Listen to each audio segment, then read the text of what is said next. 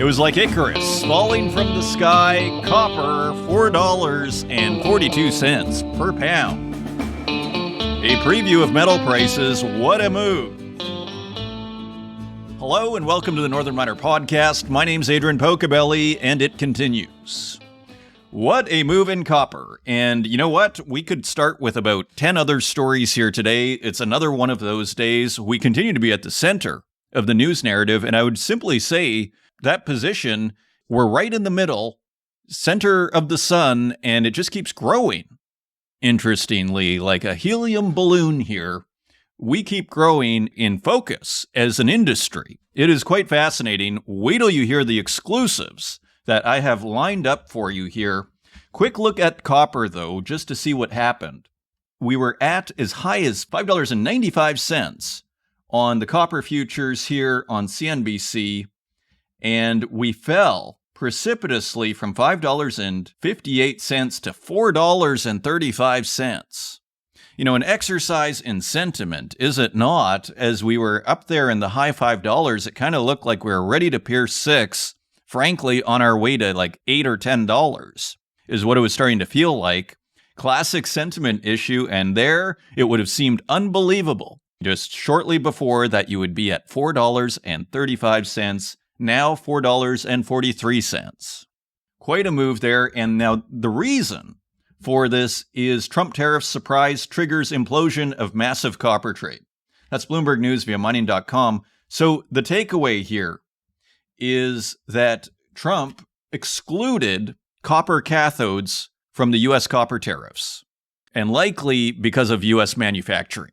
It was probably just simply too disruptive to individual companies and to the U.S. industrial sector as a whole to actually implement a 50% tariff on a major building block of the supply chain. It's kind of interesting, too, because this is all based on, you might say, investment speculation.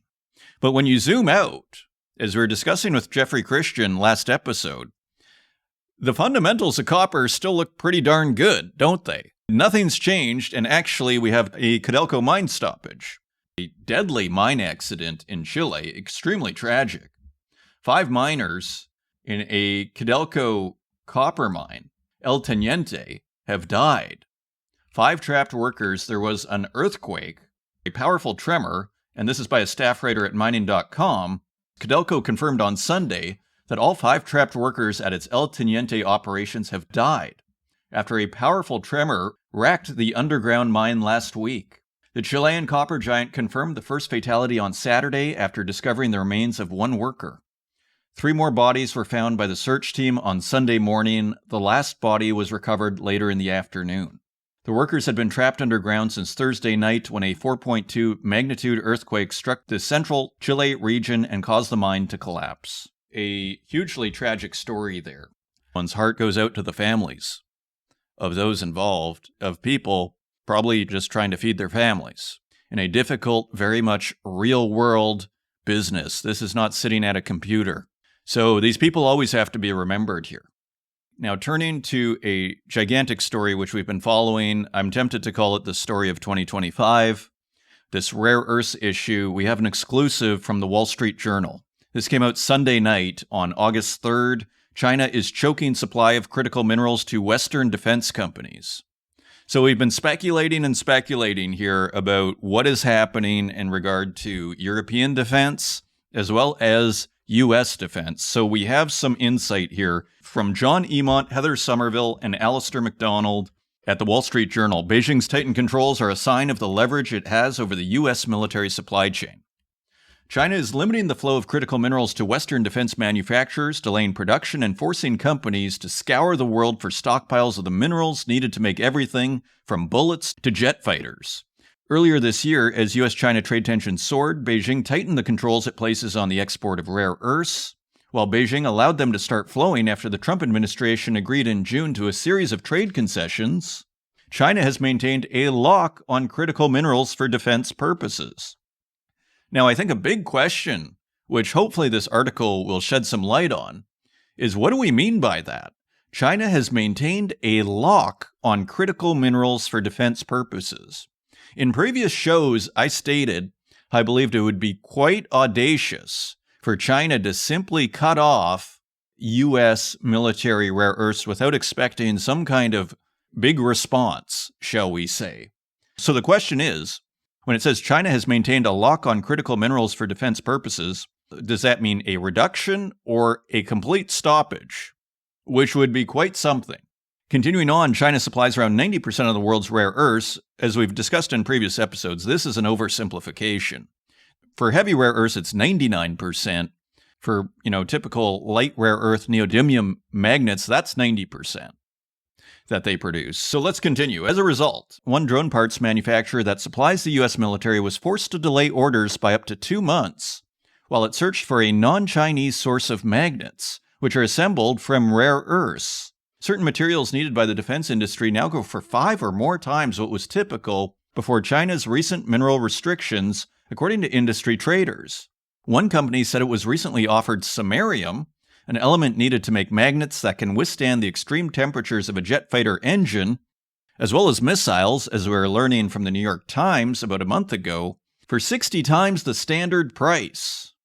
So just to repeat that, one company said it was recently offered samarium for 60 times the standard price. 60x.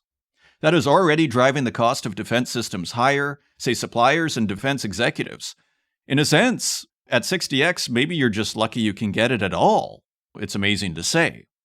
So as it continues, this highlights the U.S. military's dependence on China for its supply chain, giving Beijing leverage at a time of rising tensions between the two powers and heated trade negotiations. While companies have tried to find alternative sources of these minerals in recent years, some of the elements are so niche that they can't be economically produced in the West, say industry executives, and I don't think the economic side is the issue. Maybe it was. Today, it's like, can you produce them at all? Even if you're losing money, can you produce them? I mean, what we see here from this article, I would argue, is a continued dwindling of supply, is what we seem to be seeing here. China's foreign ministry didn't respond to a request for comment. In addition to the more recent export controls on rare earths, China has since December banned sales to the U.S. of germanium, gallium, and antimony, which are used for things like hardening lead bullets and projectiles and to allow soldiers to see at night. Some companies now warn of looming production cuts if more minerals aren't forthcoming. On Wednesday, the chief executive of Leonardo DRS said the U.S.-based defense firm is down to its safety stock of germanium. Quote, in order to sustain timely product deliveries, material flow must improve in the second half of 2025, Chief Executive Bill Lynn said on a conference call. The company is the U.S. subsidiary of Italian defense giant Leonardo. Germanium goes into the company's infrared sensors, which are used in missiles and other equipment. Lynn said that the company is looking at diversifying its supply chain while also finding ways to replace it in its products. The Pentagon is requiring defense contractors to stop buying rare earth magnets that contain China-sourced minerals by 2027. And scrolling down, we have a quote from Dak Hardwick, Vice President of International Affairs at the Aerospace Industries Association, a U.S. defense and commercial aerospace trade group. Quote, I can tell you, we talk about this daily and our companies talk about it daily, end quote.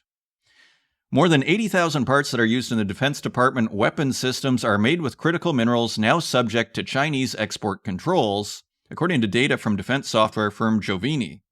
Nearly all of the supply chains for key critical minerals used by the Pentagon rely on at least one Chinese supplier, Jovini said, meaning restrictions from Beijing can cause widespread disruptions. So this is an interesting case of things being abstract. Like, to a certain degree, this has been discussed for 15 years, since 2010, when China cut off Japan from rare earths because of a fishing dispute. So this has been known for 15 years, but it's something that, in a sense, the mining industry has faced, I would argue. It's actually one of its biggest challenges, which is connecting the abstract notion that we need these minerals and metals to the real world of our lives. And so if I was to look for cause of, well, why didn't they do anything? As people say, it was all abstract. It just seemed like until it hits you, until it gets real, until you feel it, it's simply just more words in your head, I would argue. Let's continue. Since stepping up export controls earlier this year, China has begun requiring companies to provide extensive documentation of how they will use rare earths and magnets they import.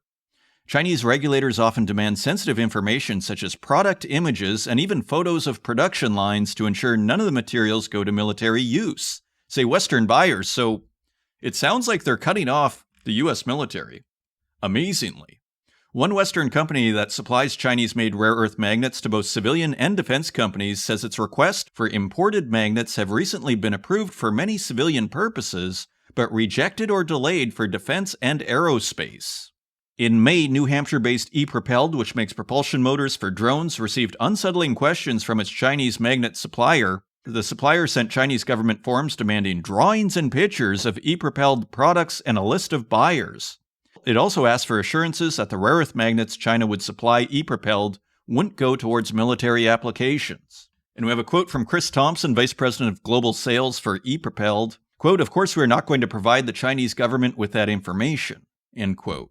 Scrolling down, the company sought alternative suppliers in the US, Europe, and Asia, including buying magnets from vendors in Japan and Taiwan, although they too rely on rare earths from China. This is quite something. The company also struck deals with startup magnet producers Vulcan Elements in North Carolina and Oklahoma-based USA Rare Earth.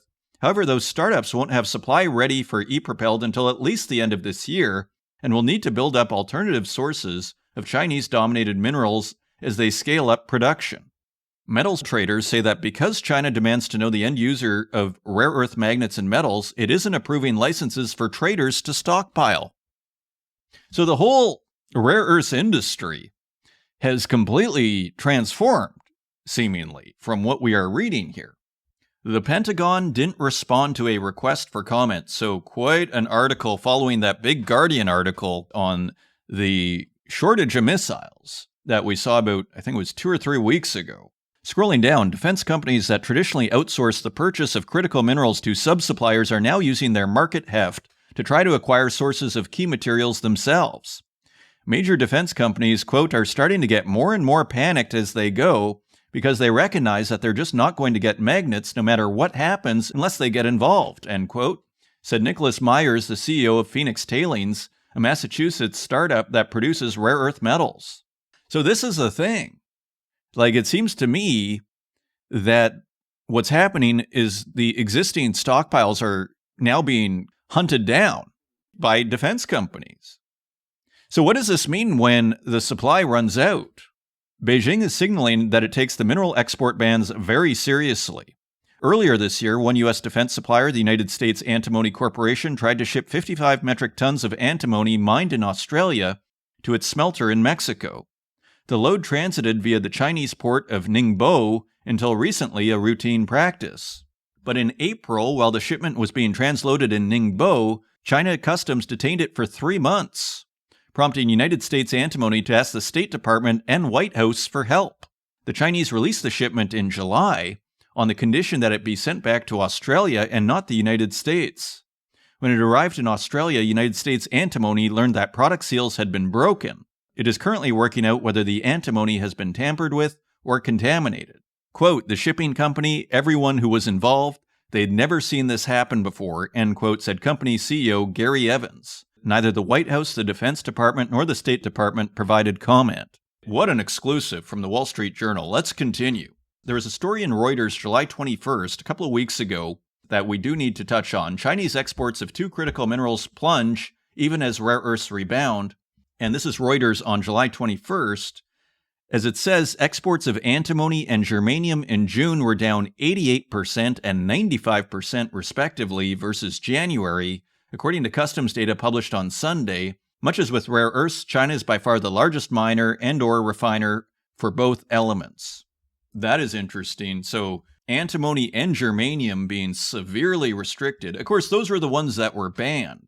Continuing on, this is August 1st, Umicore sees no problem so far for China's curbs on critical minerals.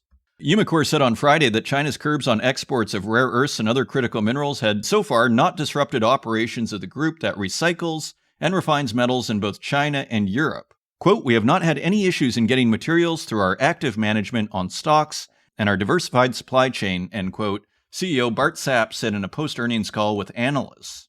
Umicore processes a wide range of metals across the world. Those include antimony and germanium, critical minerals used in weapons, telecommunications, and solar cells that are on China's export control list alongside rare earths. It was not immediately clear if Umicore had been sourcing any of those metals from China, and the company could not be immediately reached. Now, continuing on July 31st, we get a headline Bloomberg News via mining.com. Trump team outlines push for rare earths in meeting with executives. The White House met last week with top technology and recycling companies to discuss ways to quickly ramp up production of permanent magnets using rare earth elements, which have emerged as a key point of leverage in the trade war with China. So it kind of makes sense that recyclers are all of a sudden becoming a bigger part of this story, doesn't it? I mean, what are you going to do if your production of these rare earths is simply cut off? Which it kind of looks like is happening or severely restricted. Where are you going to get them if you don't have the technological expertise to do it? I mean, and we see these companies, they say, okay, maybe end of the year, maybe next year, right? But the way it's described, these rare earths, how they're refined, I mean, it sounds like they're one ion apart. Like, this is not easy. As James Dine said prophetically, 15 years ago, like, this is as much an art as a science, refining these rare earths. Final line here, trade advisor Peter Navarro convened the meeting and told the executives that the administration is planning a major push to boost U.S. production of the minerals, using incentives including guarantees of minimum prices to producers, according to people familiar with the event who asked not to be identified, discussing a matter that isn't public. And this is another thing we've seen. That's kind of why this Wall Street Journal article is so big. We've definitely noticed there hasn't been a huge amount of transparency on this issue. And I think we could say even understandably, when you consider the implications. Continuing on, August 4th, this is Bloomberg News. Greer says U.S.-China talks about halfway there on rare earths. U.S. Trade Representative Jameson Greer sounded a cautiously optimistic note on discussions with China on rare earth flows following trade talks that further steadied ties between the economies. Greer said the key industrial components were a focus of negotiations in Stockholm last week that Beijing said led to an extension of their tariff truce. Without going into detail, he said the U.S. secured commitments about their supply on CBS's Face the Nation aired Sunday. Quote, "We're focused on making sure that magnets from China to the United States and the adjacent supply chain can flow as freely as it did before the control," end quote, Greer said in the interview, which was taped Friday. Quote, "And I would say we're about halfway there," end quote. And that sounds like an optimistic halfway there. And scrolling down, U.S. President Donald Trump is set to make the final call on maintaining the tariff truce, which expires August 12th, Greer said. Quote, "We're working on some technical issues and we're talking to the president about it," end quote, he said. Flows of rare earth magnets from China to the U.S. rose to 353 tons in June, up from just 46 tons in May, according to the latest customs data. Total shipments were still substantially lower than before Beijing launched export controls in early April, something we've pointed out here. As we saw the headlines, rare earths exports rise 660% in June.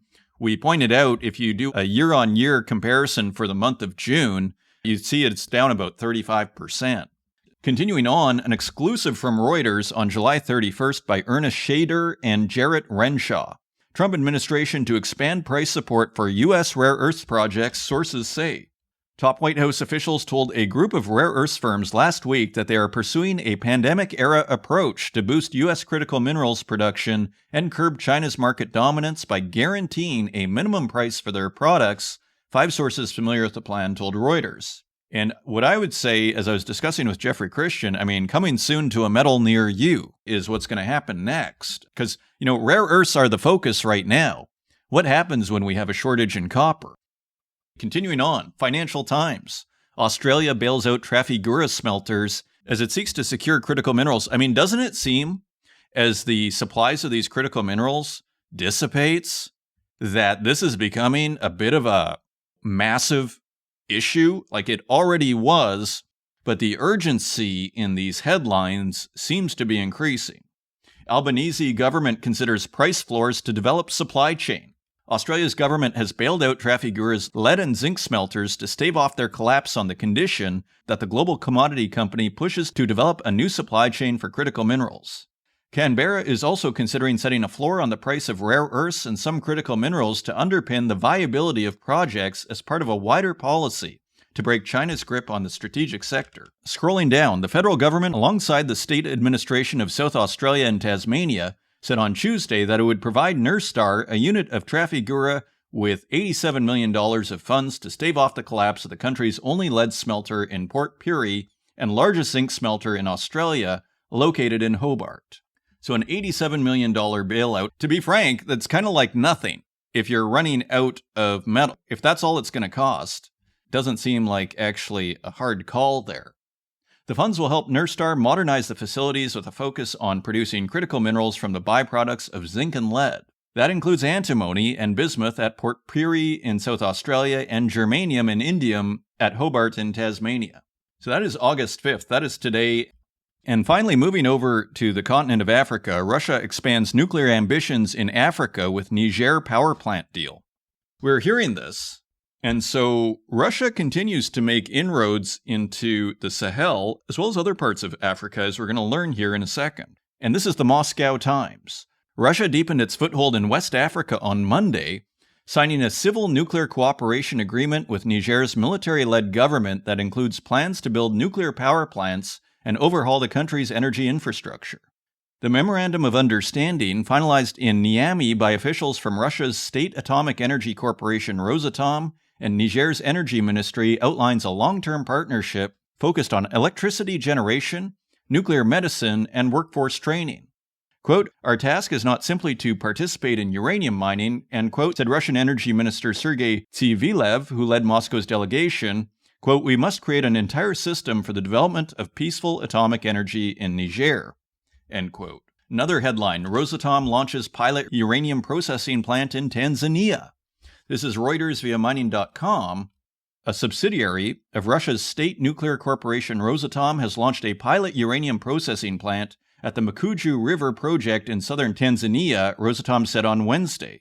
Built by Mantra Tanzania at the Nyota deposit, the facility is designed to gather data for the construction of the main processing plant with a planned capacity of up to 3,000 tons of uranium per year. Construction of the main facility is set to begin in early 2026, with commissioning expected in 2029. So, an intense situation globally with these metals and minerals at the heart of the concerns of the most powerful people in the world. What a development this is. What an industry. As we were saying with copper being cyclical from a sentiment point of view, what a cyclical industry here from a news narrative point of view, from hated and ignored to the heart of the action. So we have a wonderful show ahead of you here. Another huge issue. Ilya Epikhin, Senior Principal, Arthur Little, Global Lead in Metals and Mining, joins me to discuss deep sea mining. Another gigantic topic with huge implications. And so we get into the subtleties from the legal and the environmental points of view, as well as just the nature of what is actually down there in the Clarion-Clipperton Zone, as they call it. So a wonderful interview in store for you in this week's episode. If you want to find us online, you can find us at northernminer.com. You can find us on X at Northern Miner. You can find us on Instagram at The Northern Miner, and on Facebook, LinkedIn, and YouTube, where we also host these podcasts, and wherever podcasts are available, including Spotify, SoundCloud, and Apple Podcasts. And with that, let's turn to the news. And turning to the website, a preview of our feature interview, TMC, the metals company, releases PFS, publishes first probable mineral reserves for deep-sea nodules. This by a staff writer at mining.com.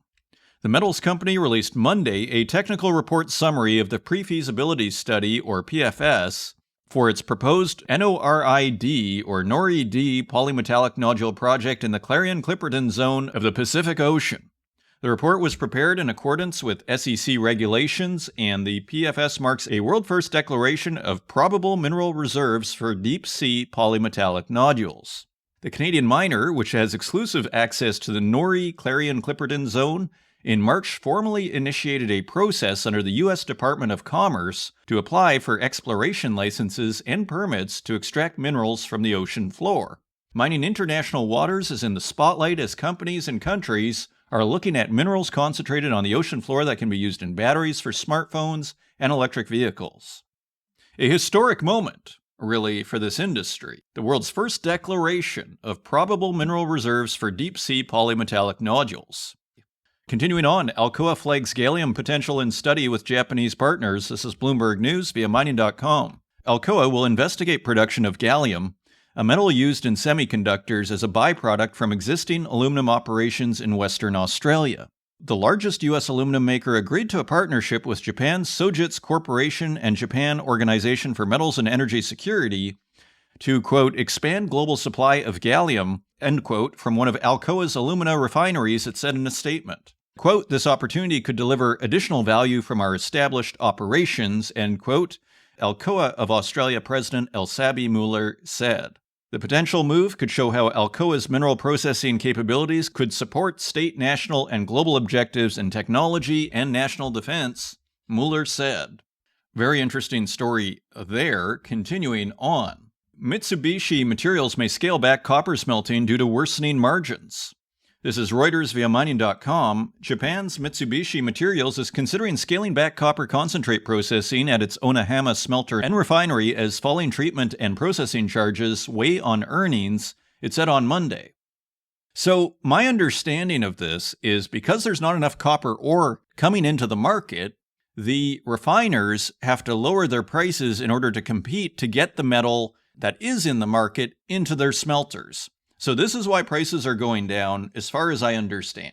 In June, Pure JX Advanced Metals said that it was also considering copper production cuts due to significant deterioration in ore purchase terms. Mitsubishi Materials said the worsening TCRCs, or treatment and processing charges, from miners were expected to further erode smelting margins. Quote, to maintain and improve profitability, we need to raise the ratio of recycled raw materials and accelerate the shift to feedstock, less vulnerable to treatment and processing charge fluctuations, end quote, the company said in a statement. So we're back to recycling. And it all makes sense. If you run out of the production of the material, the next obvious thing to do is to move towards recycling. This is something Jeffrey Christian also brought up last episode. If you didn't hear that interview, I highly recommend you give it a listen. So copper smelters continue to suffer. Another headline, China may need to trim record copper output on shortage of ore. So we're getting a bit of a canary in the coal mine, so to speak, as they say, with copper supply. China's copper smelters could be at a turning point as a persistent shortage of ore forces them to trim production from record levels, just as the government ramps up its campaign against overcapacity across industry. So a persistent shortage of ore. Quite interesting there. Let's continue. Rio Tinto logs smallest first-half profit in 5 years on lower iron ore prices. This is Reuters via mining.com. So despite improving sentiment in the metals, Rio Tinto logs smallest first-half profit in 5 years due to falling iron ore prices and rising costs in Australia. And so CEO Jakob Stausholm, who is outgoing, said the company was in good shape with lots of opportunities for iron ore boss Simon Trott, who will take charge from August 25th. And we have a quote from analysts at Jefferies who said, quote, with the CEO transition, one question is, how will Rio's strategy change? The consensus is that management will be focused on operational improvements. So, interesting as ever at Rio Tinto. Continuing on, Anglo American posts $1.9 billion loss, cuts dividend.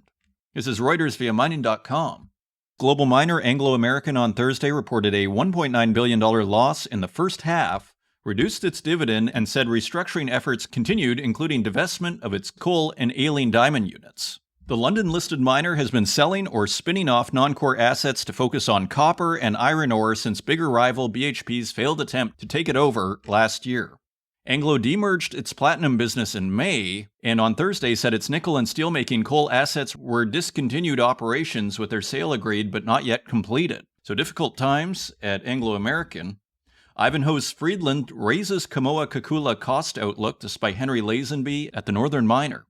Ivanhoe Mines has started a second stage of dewatering Kamoa-Kakula, Africa's largest copper operation, but increased its production cash cost forecast by 12%.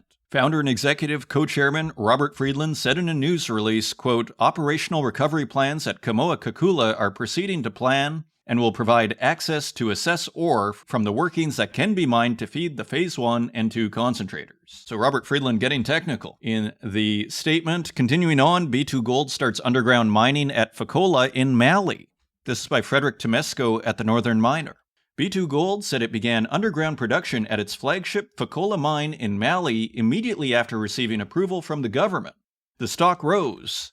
The approval, which took effect Wednesday, follows a week of negotiations in Mali's capital, Bamako, between B2Gold executives and key Malian officials, including Prime Minister Abdoulaye Meja. B2Gold and Mali both remain committed to an agreement signed in September related to the ongoing operation and governance of the Fekola complex, according to a statement issued late Wednesday. These days, it actually takes courage for B2Gold executives to actually meet up with the government, with all of the detentions that are going on. Continuing on, winning consortium vows responsible mining at Guinea's Simandou. It's Bloomberg News via mining.com. So I've included this relating to our green iron ore discussion. Winning consortium Simandou, one of the companies developing the world's biggest untapped iron ore deposits in Guinea, has said that it is working closely with authorities and communities to address environmental concerns linked with the project. The commitment follows studies by Advocates for Community Alternatives, a non-governmental organization, which revealed the construction of the Simandou project was linked with water and soil pollution. So interesting there. And finally, Australia's PLS primed for growth as lithium winter starts to thaw. This is by Christy Baden at mining.com. After the most transformational year in the company's history, Australia's PLS is ready for recovery in the lithium price. Quote, "The stage is set," end quote, PLS Managing Director Dale Henderson declared during a site visit to the company's flagship Pilgangoora operation in Western Australia's Pilbara region on Friday. Quote, "We believe prices have to rise," end quote, Henderson said. He continued, quote, "We are not surprised to be going through a low part of the cycle, given the strong highs we had in 22, so for us it's more a case of sticking to our strategy, looking through this part of the cycle to what we think will ultimately be some strong price appreciation in the future, but it's incredibly difficult to forecast when that might be," end quote. So heavily bottomed in lithium. We've been speculating on this when we had an $8 handle, so let's take a look. Those are your news stories. Now, let's take a look at metal prices.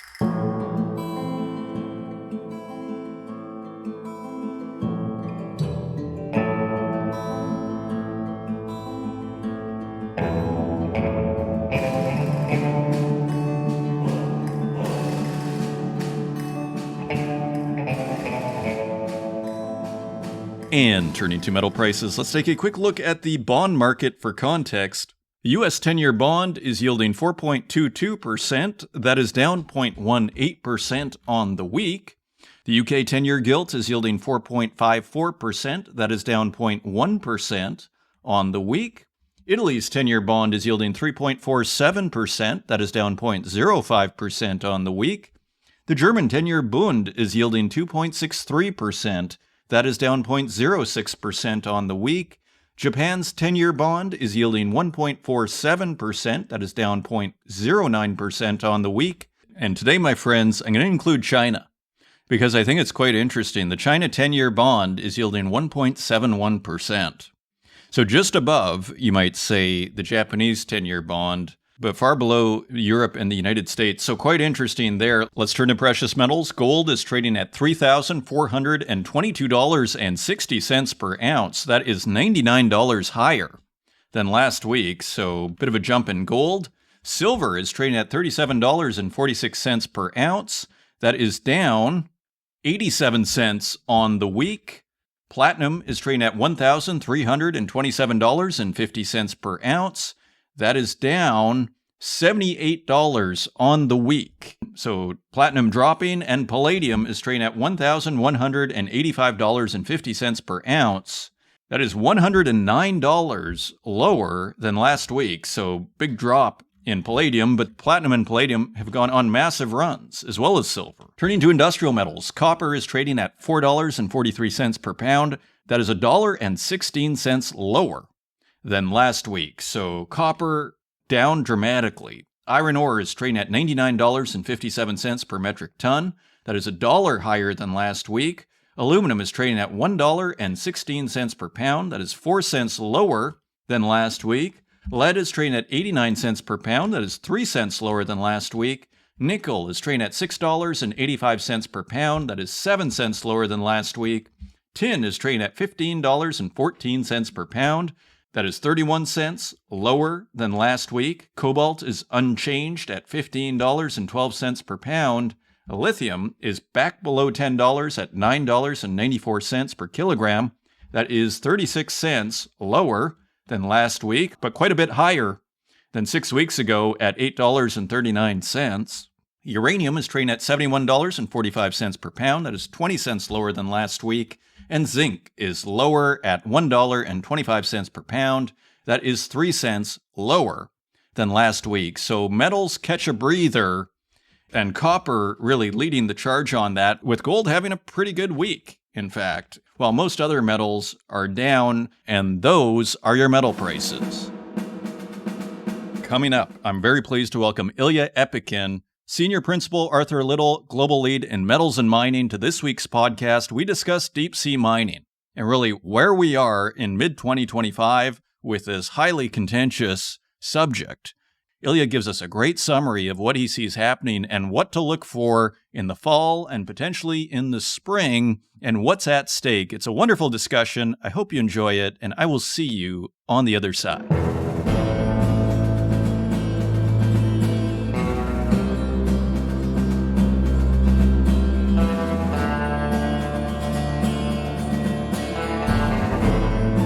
Joining us today, I'm very pleased to welcome for the first time to the Northern Miner podcast, Ilya Epikhin, Senior Principal Arthur Little, Global Lead in Metals and Mining.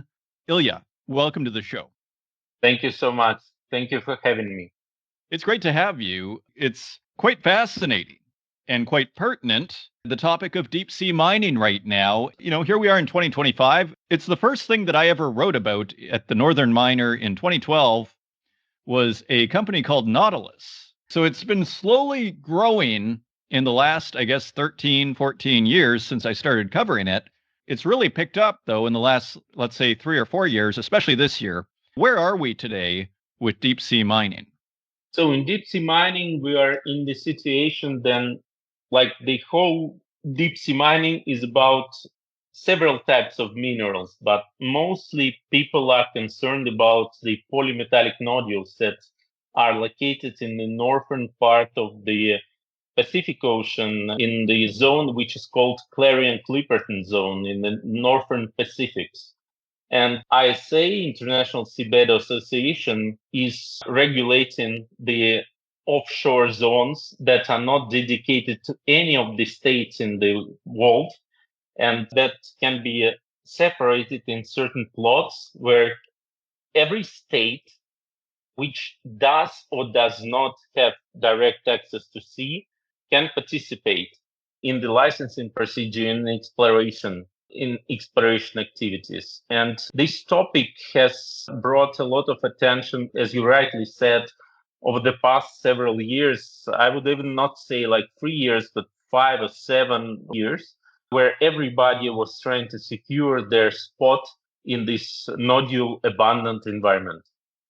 Okay, very interesting. So let's start with the ISA, the International Seabed Authority. So just to be clear, they are the ones who basically regulate the so-called high seas, right? Like the aspects of the ocean that are not controlled by, individual countries. Exactly. Yeah. Now, I had Gerard Barron on, I guess, a couple of months ago, the CEO of the metals company, or TMC, and it seemed that he was quite optimistic on how things were going because the United States had not signed the treaty for the ISA, so they could theoretically do whatever they wanted in regard to, mining the high seas because they hadn't signed up. Is there anything wrong with that logic? What do you think of that? The logic for me is absolutely valid. I also had similar discussion with the same person as you mentioned, and the logic is valid. So the true thing that the United States of America, they haven't ratified the law of high seas and whatsoever. They're not a part of ISA, and they can potentially also do things in the high seas. There is nothing wrong with the logic, I think. I'm not a legal person, but for me, it's the absolutely evident circumstances of US not being a part of ISA.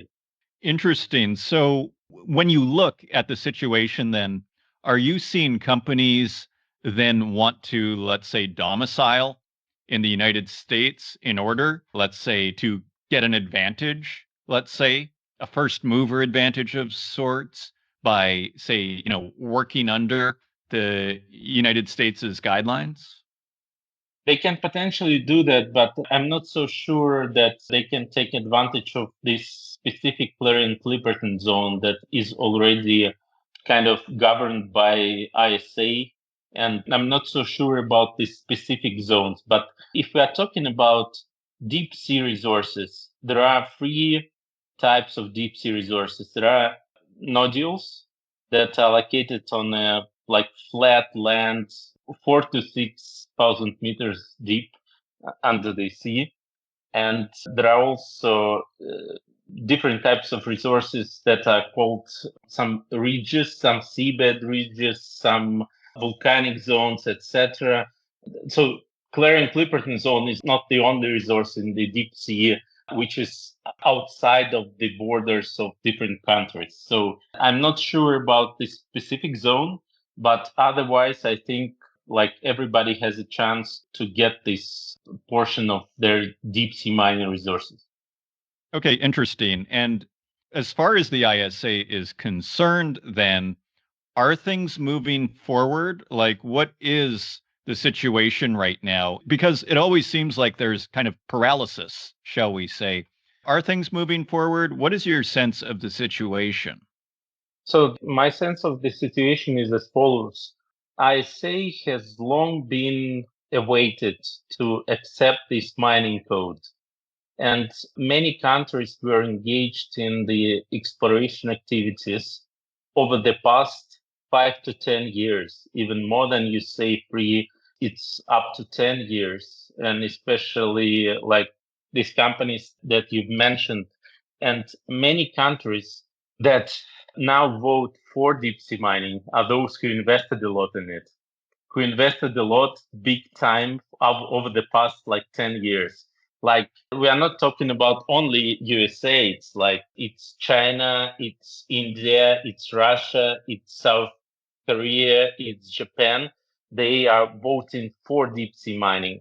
Some of the countries are against of deep sea mining. They are putting a moratorium on these types of activities.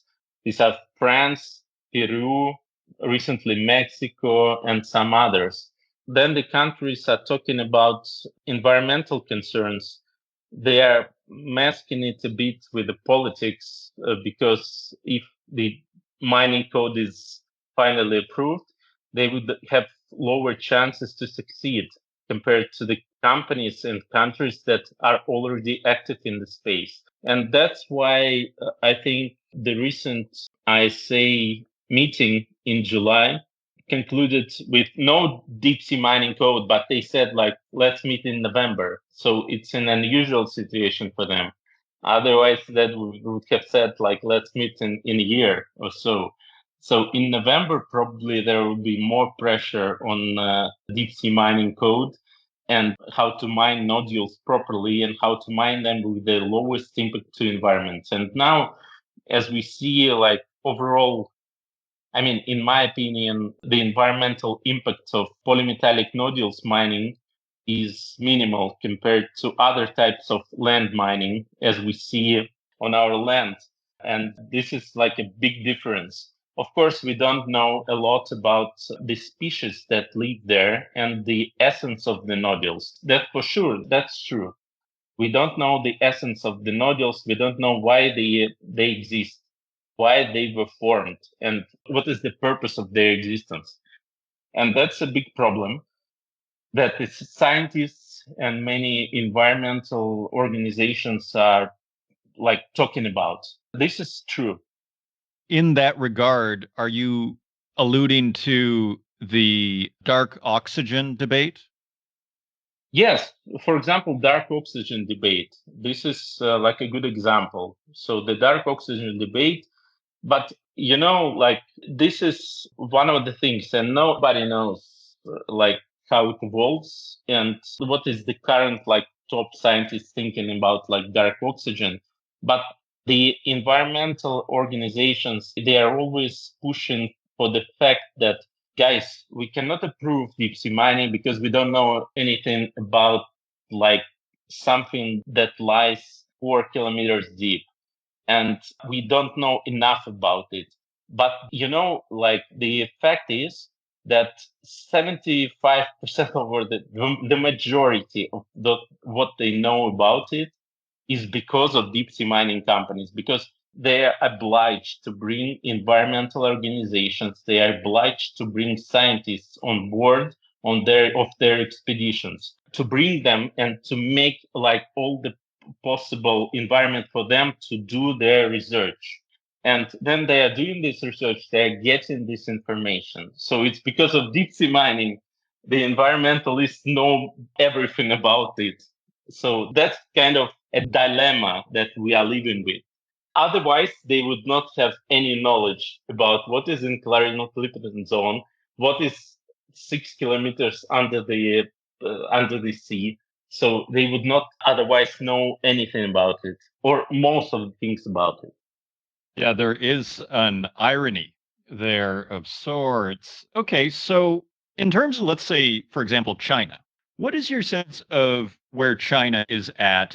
So my sense, as I'm working not only on seabed mining but also on other metals, I'm working on rare earth metals, etc. Like we need to first understand like what's the nodule composition. It's 1.2% of nickel, 1.1% of copper, 30 something percent of manganese, and 0.2 to 0.7% of cobalt. So the majority of its composition is relevant for the modern technologies.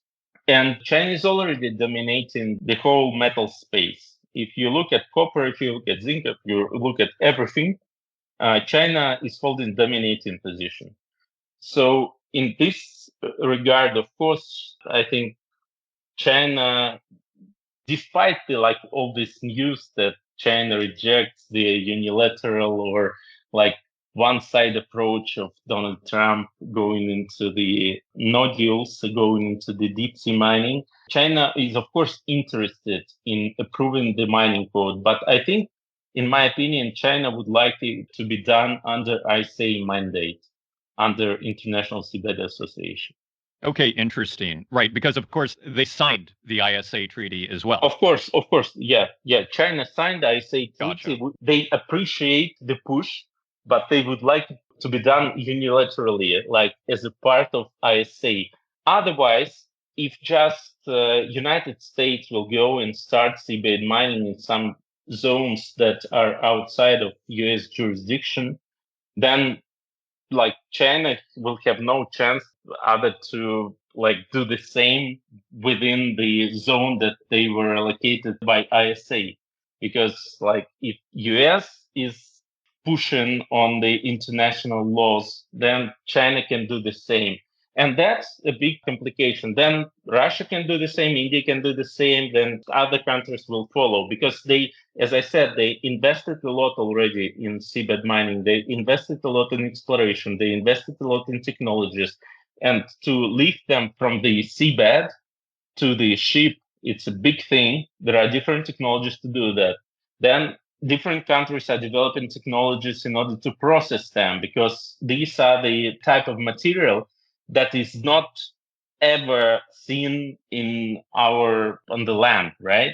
So the whole processing technology is different, and a lot of countries are investing a lot in processing, in lifting technologies, etc., for a long time, and they are waiting for this mining code. That's the big problem that is putting a lot of pressure on ISA and their decision-making capabilities. Right. So let's say the ISA then is not able to come to an agreement. Does this risk becoming a free for all where all of a sudden China runs out of patience, or India runs out of patience, or Japan runs out of patience, and they say, you know what, we're just going to go for it anyway because the US is going? Does this risk being a free for all? Of course. If somebody is going there first and starts mining, This is like a big risk. And then the risk is because everybody will be mining under their own country specific laws and regulations, which will not be unilateral and which will not be like commonly agreed upon. It will cause a lot of problems to the environment, etc. Because US might mine it in one way, China might mine the nodules in a different way, and it will cause a lot of environmental issues and a lot of issues to the world global geopolitics, because these resources are free for everyone, kind of free, right? You need to apply for license, etc. You need to do it in the right way. But if you start mining it, if somebody takes the first step, there will definitely be a follower that will follow like immediately, in my opinion. Yeah, no, very interesting. And when you say it has a kind of geopolitical significance, in a sense, what is the geopolitical significance of deep sea mining? What does it mean geopolitically? It means that deep sea mining, for example, we are just talking about this Clarion-Clipperton zone, which is like 2.5 million square kilometers. Each square meters contains 5 to 15 kilograms of nodules, and each nodule has this percent of different minerals that make part of it. And some of these minerals are very significant to all the green transition, so all the powering of all of our devices, etc. So the thing is that basically there will be a lot more supply and a lot more supply of these materials that we need for our batteries, which namely nickel, copper, cobalt, right? And manganese is for stainless steel predominantly. So it will basically, for the countries that will start doing it first, the countries that will start doing it first will get the biggest advantage geopolitically, because all the current mining resources on land are going underground. It's getting more and more expensive to develop those resources and to get those minerals from the ground. Yeah, that is super interesting, especially in the context of the rare earth export controls, the, $1 trillion military budgets. Yeah. So you And do there are start to there see, are some rare earths in the nodules as well, but not at the level as they are found in some of the currently highly sought after ionic clay deposits. But anyway, there is some importance, as you said, on rare earths as well, because there are some rare earths there as well. okay, interesting. So as we start to wrap up, Ilya, what should we be looking for then? There's a lot of interesting moving parts here. It looks like the US is pushing ahead.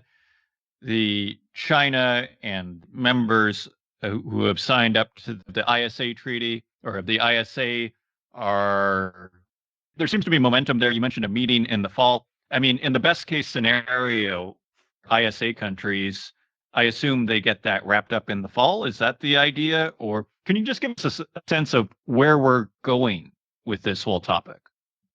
I think that there is a big push for ISA to make the final conclusion in November this year. Then they kind of announced their next meeting. But overall, I think there is more and more interest from many countries around the globe for these kind of resources, especially those countries who have the capability not only to mine, but also to refine those minerals, that have refining capabilities of refining technologies, or those who can have access to those technologies. So I think there is more and more global interest from different countries. And I think ISA is now in the situation where they're pushed to the border, then they need to take a decision.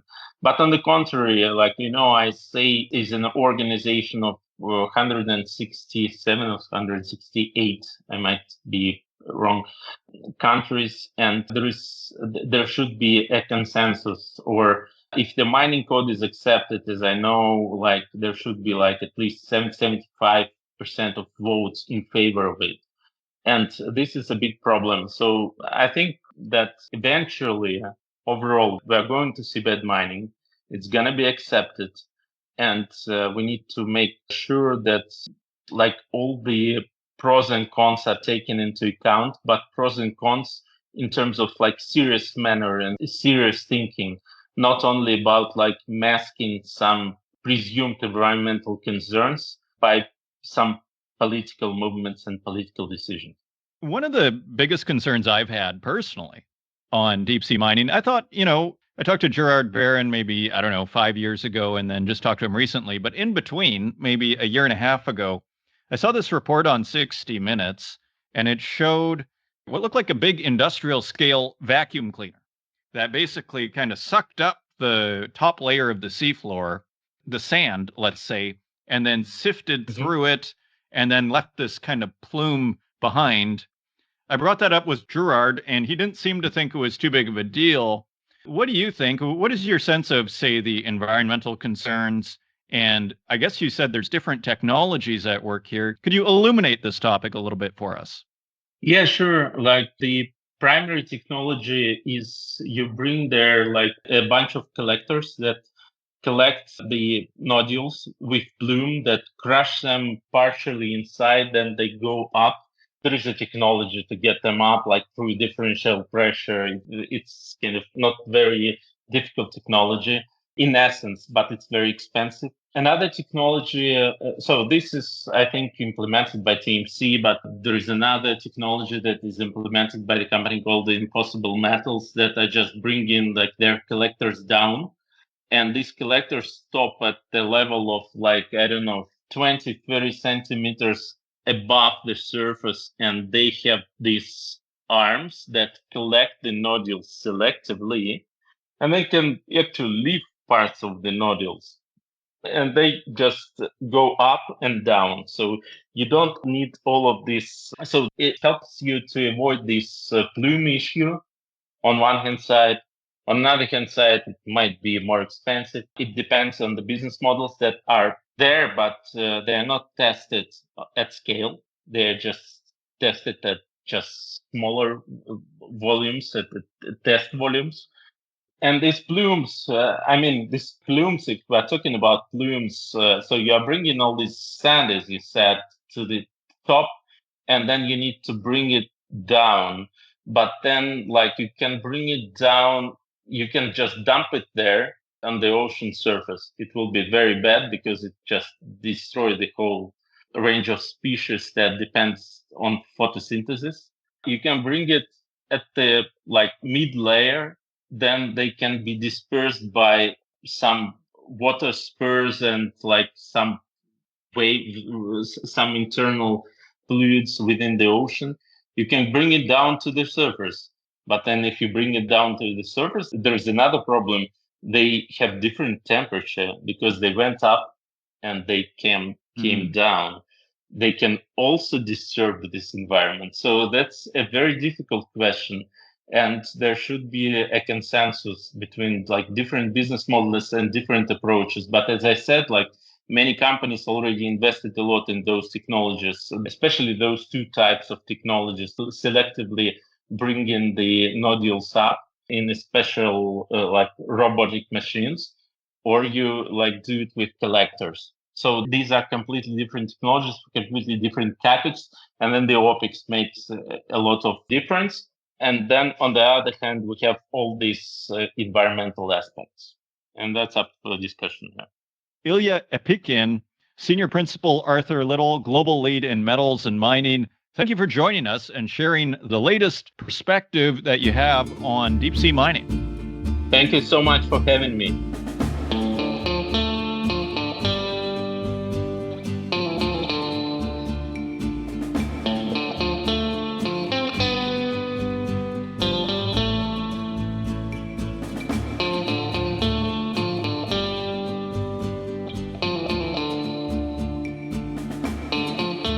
Thank you once again to Ilya Epikhin for appearing on this week's podcast, and thank you, dear listener, for continuing to support this program. If you want to help out the podcast, please leave us a review in the Apple Podcast directory, share it with your friends, and until next week, take care.